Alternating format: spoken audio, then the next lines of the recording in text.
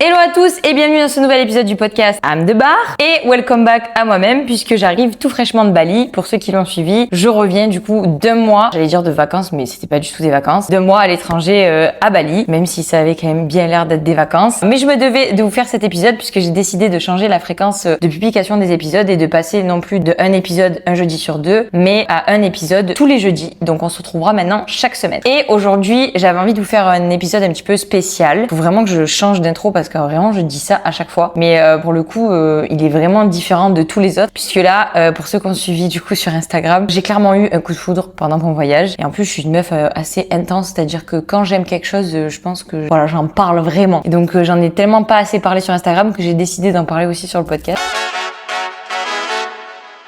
Et coucou, moi c'est Shirley, je suis coach et athlète d'haltérophilie et à chaque épisode je t'ouvre les coulisses de ma vie sportive et de mon métier. Mon but est de t'aider à simplifier ta pratique, renforcer ta confiance et t'aider à progresser avec authenticité afin que toi aussi tu brilles sous la barre et dans la vie.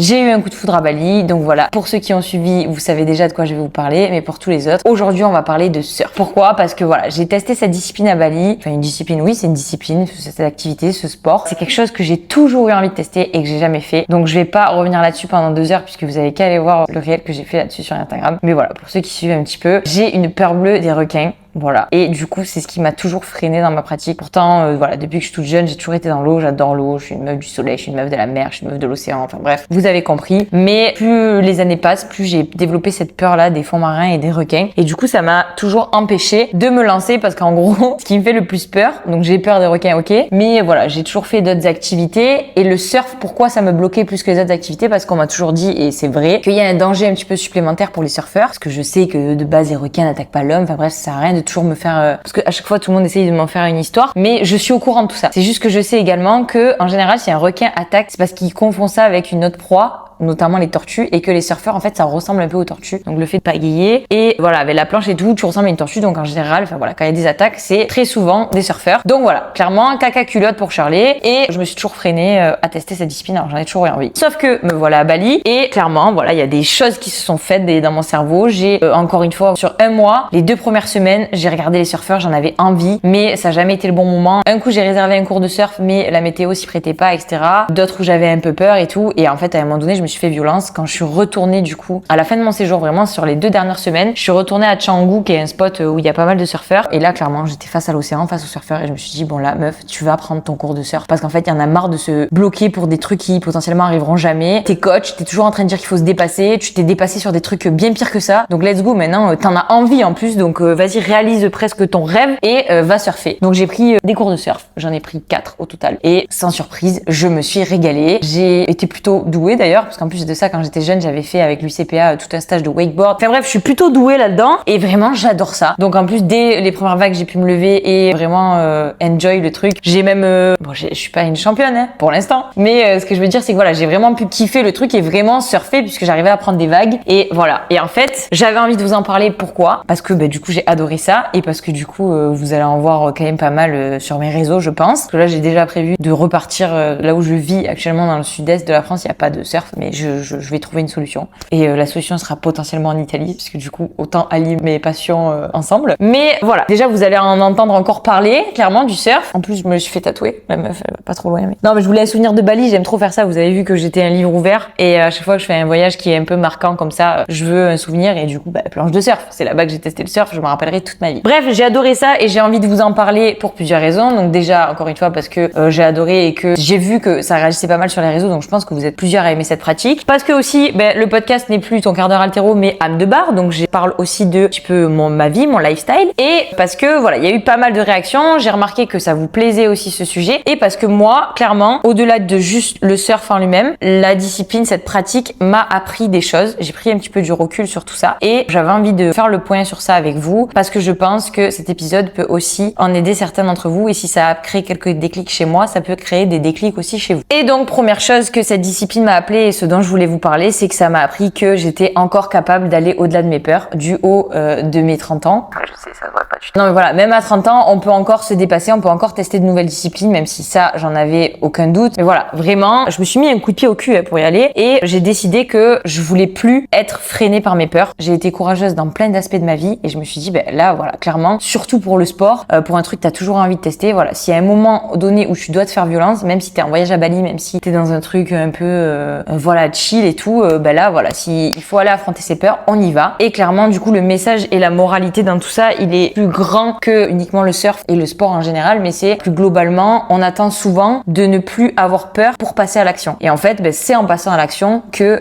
la peur passe finalement, puisqu'on se rend compte que c'était pas si grave, que sur le moment, ben, ça fait pas si peur. Alors, je vais pas vous mentir, j'ai des moments dans l'eau où, voilà, j'étais pas trop bien, mais j'ai appris à gérer ça. Et au plus les séances sont passées, au moins j'ai alimenté cette peur-là et au plus, voilà, j'ai appris à rester dans l'instant présent, mais ça, j'y reviendrai plus tard. Et c'est vrai que voilà, ça m'a aidé un petit peu à relativiser sur ces aspects-là et ça m'a rappelé, parce que je le savais déjà, c'est des trucs que j'avais mis en place pour le pro, comme je l'ai dit. J'ai déjà été courageuse dans plein d'autres aspects de ma vie, mais ça, là, je me freinais parce que je me disais, bon, bah, au pire, ben voilà, juste tu feras pas de surf, alors que ben ma carrière professionnelle, non, je pouvais pas rater ma vie. Mais non, en fait, non, quoi, juste le surf, si je vais passer à côté de super moments et certainement une discipline que je vais adorer et je ne regrette pas. Et vraiment, je suis encore une fois peut-être même trop deg de pas avoir testé ça avant. Et au-delà du fait que j'ai été trop contente d'avoir découvert ce sport et que j'ai adoré ça, derrière, j'avais une satisfaction, je vous jure, à la fin de chaque séance de surf. Donc j'étais contente d'avoir surfé, mais j'étais surtout trop fière de moi. Et quand je suis retournée à l'eau les 2, 3 et 4e fois, à chaque fois, je me disais, j'ai hâte, en fait, d'avoir cette sensation presque, j'avais hâte de l'après-cours, où je me disais, putain, t'es une queen, genre tu rentres chez toi, en plus t'es pleine de sable là, tu mets de l'eau de sable partout dans ta douche, genre t'es une surfeuse quoi.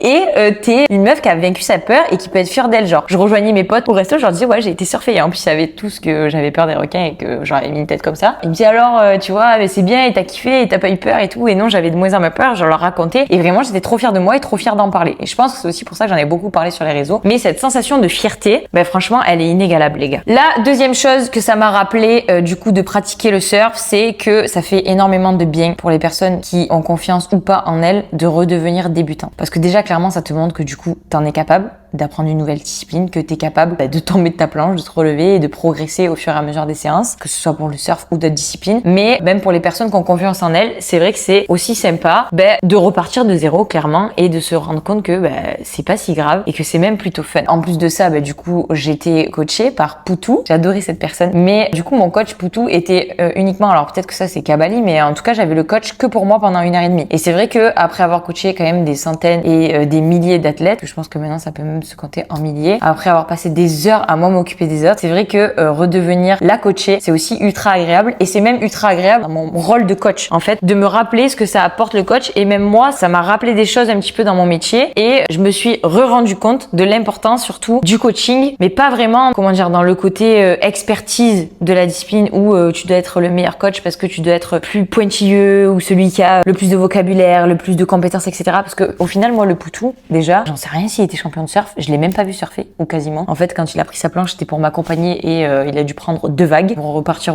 sur le bord de la plage. Donc s'il était champion de surf, déjà de 1, j'en avais aucune idée. Et je pouvais pas savoir si c'était le plus calibré, si c'était celui qui avait les phrases les plus scientifiques ou les meilleurs conseils de la Terre, parce qu'en plus de ça, on était limité par la langue. Et en fait, j'étais juste très contente qu'il m'aide à me dresser sur ma planche et qu'il me fasse progresser. Et déjà, moi, du coup, s'il y a des coachs qui m'écoutent, ça m'a aidé grave aussi à relativiser en me disant, mais en fait, dans ton coaching, le plus important, alors je dis pas qu'il faut être un coach bidon ou qu'il faut même pas pratiquer la discipline que t'enseignes, mais en fait, vraiment, le plus important, c'est pas ça, quoi. C'est un plus, mais ce qui compte, c'est l'accompagnement. C'est vraiment d'être là. Et moi, le Poutou, il est pas au courant que j'avais peur de l'océan, mais je pense qu'il a fini par le comprendre. Et en fait, juste de l'avoir avec moi et le fait qu'il soit rassurant, le fait qu'il soit présent, qu'il me guide, en fait, c'était ça le plus important. Et vraiment, voilà. Donc, ça m'a fait du bien de redevenir débutante, mais ça m'a fait du bien de redevenir coachée. Et ça m'a fait du bien, donc, en tant que débutante, mais ça m'a aussi fait du bien en tant que coach, pour tous ces rappels. Parce que vraiment, au final, je pense que notre mission principale, c'est de mettre en confiance les gens et de les rassurer dans leur pratique. Vraiment de se sentir en sécurité. Et je pense que dans tout ce qu'on entreprend, dans tout ce qu'on met en place, en fait, c'est le plus important, c'est de se sentir safe. Et voilà. Et moi, j'ai réussi à me sentir safe dans l'océan et c'est ce qui m'a rendue fière. Et c'est vrai que c'est ce que j'ai apprécié le plus aussi dans le fait de me faire accompagner finalement. L'autre petit point aussi important pour moi, et ça vous allez dire que je le dis un petit peu à chaque fois, mais c'est vrai. Et moi, je trouve que du coup, cette discipline, elle ressemble aussi beaucoup à l'haltérophilie. Pourquoi? Parce que c'est un des sports que tu ne peux pas pratiquer si tu n'es pas dans l'instant présent. En fait, t'as aucun moment de répit. De la même façon que quand tu fais ta barre, si t'es pas connecté sur le moment et pas à 100% présent à ce que tu fais, tu peux pas y arriver. Pour le surf, en fait, je trouve que c'est pareil. Et encore plus parce qu'en fait, c'est, donc contrairement à l'haltérophilie, quelque chose qui se pratique en nature où du coup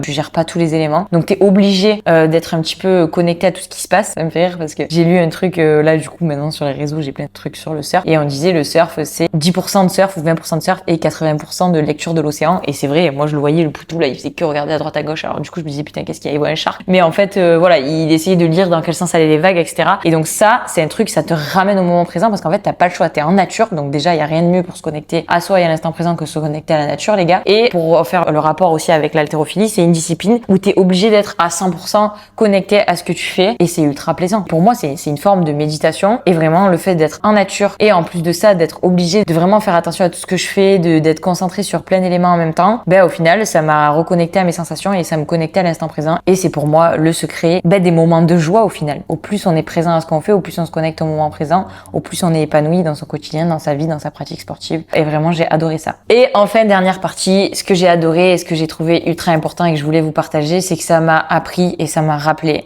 que je ne devais pas rentrer dans une case et que les cases c'était du bullshit et que je n'y croyais plus. Pendant longtemps, et vous le savez, et ça a été très dur pour moi même de changer uniquement de nom de ce podcast, mais j'ai été la coach haltéro, je le suis toujours, mais je suis liée à l'haltérophilie, c'est mon expertise un petit peu entre guillemets, et du coup c'est vrai que moi-même je me rattachais vraiment très régulièrement à cette image et je me suis mise toute seule finalement dans cette case. Au final, aujourd'hui je me prépare pour un semi-marathon. Hier, ou en tout cas la semaine dernière, il y a 2 semaines, j'ai découvert le surf. Je passe de plus en plus de temps dans mon quotidien à aller marcher, à méditer. Et au final, au début, j'ai eu un petit peu du mal avec ça, je vais pas vous le cacher, et je pense que vous l'avez compris parce que j'en ai tellement parlé dans les épisodes. J'ai mis tellement de temps à changer aussi le nom de mon podcast et même sur mes réseaux, j'ai mis énormément de temps à parler d'autres choses que d'haltérophilie, de mon lifestyle, de plein de trucs plus spontanés. Je pense que vous l'avez capté si vous me suivez sur les réseaux. Parce qu'en fait, j'avais un petit peu du mal avec ça, à m'enlever cette peau-là. Et en fait, c'était une partie de mon identité, mais en fait, ce n'était pas mon identité complète. Et j'ai fini par le comprendre et je me suis foutu la paix avec ça. Et j'ai compris qu'en fait, je pouvais être toutes ces choses à la fois finalement. Et qu'en fait, c'était pas de vous mentir ou moins cohérent de vous partager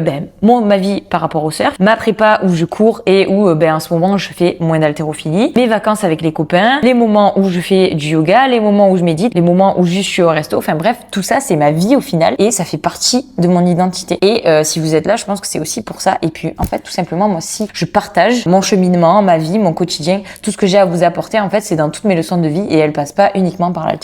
La preuve avec cet épisode aussi. Et j'ai compris une chose. J'ai compris qu'on pouvait être une haltérophile qui court. Bon, pas très vite, mais qui court quand même. J'ai compris qu'on pouvait être une surfeuse qui tire des barres. Et d'ailleurs, ça m'a beaucoup aidé parce que, Poutou vous le direz, tous ces côtés explosivité, etc., même conscience de mon corps, ça m'a aidé à très rapidement progresser en surf et à me lever dès la première vague. On peut être une coureuse qui médite. Bref, vous l'avez compris. On n'est pas obligé de se choisir une seule et même discipline ou n'être qu'une seule et même identité. Et que finalement, même les disciplines se nourrissent les unes les autres. Donc voilà, finalement, ce petit épisode était aussi un peu introspectif pour vous dire que j'ai découvert le surf et que j'ai adoré ça et que vous allez certainement en voir plus dans ma page parce que j'ai décidé aussi de me foutre la paix et de ne pas être uniquement que la coach haltéro. Je suis aussi la coach haltéro qui surfe maintenant et que finalement je me suis rendu compte aussi que moi qui pensais uniquement tester le surf, je repars avec bien plus que ça et avec toutes ces leçons. Donc j'ai ajouté le surf dans ma prépa. Aujourd'hui, je prépare un semi-marathon tout en me remettant petit à petit à l'haltérophilie et j'ai la ferme conviction de remonter sur une planche le plus rapidement possible parce qu'au final, c'est aussi ça l'objectif du sport, c'est pas uniquement de nous rendre plus performants, mais c'est aussi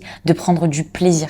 Et ça m'a rappelé aussi une chose, et j'ai oublié d'en parler dans cet épisode, mais le sport, ça peut être aussi un très grand terrain de jeu. Le sport est là pour nous faire grandir, pour nous faire découvrir de nouvelles choses, et parfois pour nous rappeler aussi tout simplement qu'on est capable de bien plus que ce qu'on pense. On se dit rendez-vous dès la semaine prochaine dans le prochain épisode.